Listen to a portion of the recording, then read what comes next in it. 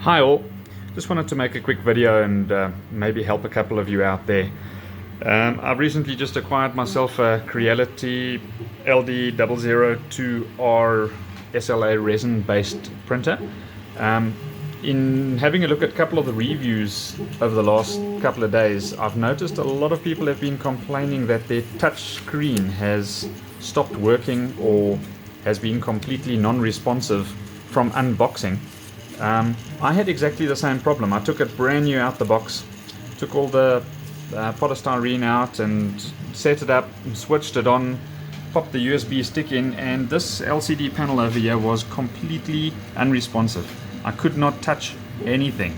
I removed the film that came on here down on the bottom right hand side. I think there was a little yellow sticker, and I basically peeled it away like that, and it left a couple of pieces of plastic over there, and at the bottom you can actually still see a small little piece over there.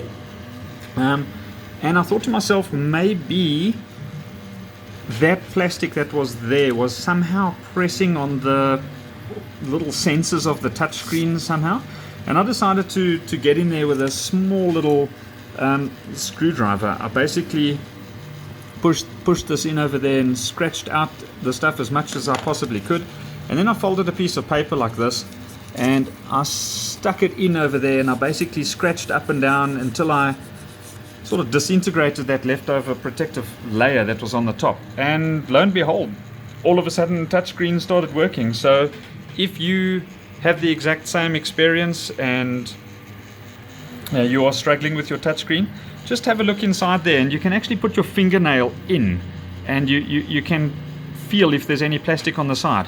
Once you've removed that plastic, there's a very good chance that your touchscreen will be working 100% perfectly from then on out.